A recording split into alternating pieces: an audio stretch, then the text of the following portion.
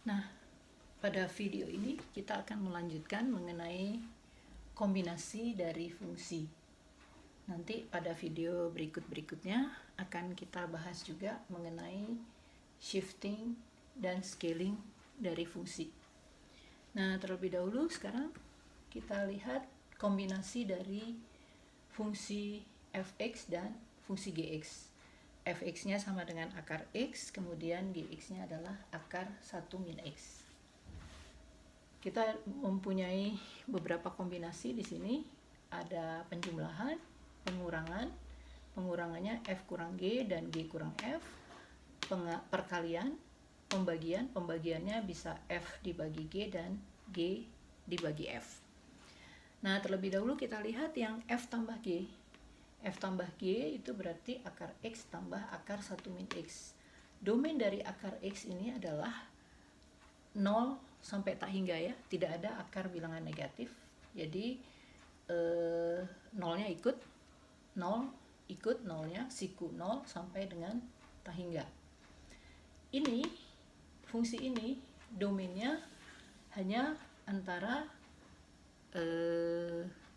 dia tidak boleh negatif, maka si x-nya itu harus antara berapa? Yaitu 0 dan 1. Kalau dia lebih dari 1, ini akan berharga negatif. Nah, kemungkinan lain apa? Domain dari 1 min x. Itu boleh kalau x-nya lebih kecil dari 0, tentu saja.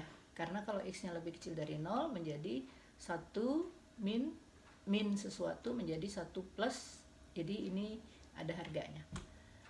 Jadi domain dari akar 1 min x itu adalah antara min tak hingga sampai dengan 0. Tapi kalau kita masukkan min tak hingga sampai dengan 0, dia tidak masuk ke dalam domainnya si akar x. Karena ini menjadi satu kesatuan sekarang, maka domain dari f tambah g itu adalah irisan dari domain f dan domain g. Jadi dia harus masuk di dalam domain keduanya. Walaupun dia si gx ini mempunyai domain yang lebih besar, yaitu antara min tak hingga sampai 1, namun karena akar x ini memiliki domain dari 0 sampai 1, maka domain dari penjumlahannya ini hanya dari 0 sampai 1. Irisan dari min tak hingga sampai 1 dengan 0 sampai 1 yaitu 0 sampai 1. Satunya boleh ikut. Nah, demikian pula untuk f kurang g, g kurang f, maupun f kali g. Ini domainnya semua sama.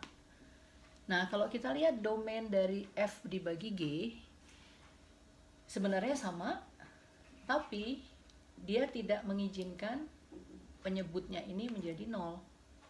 Penyebutnya ini menjadi 0 kalau x-nya sama dengan 1. Jadi satunya harus kita buang. Maka domain dari f per g ini adalah sama dengan yang lain-lain tadi, tapi satunya kita buang. Jadi kurungnya kita buka.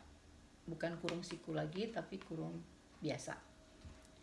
Kalau g per f, ini penyebutnya tidak boleh 0, jadi x-nya tidak boleh 0, maka 0-nya harus kita buang.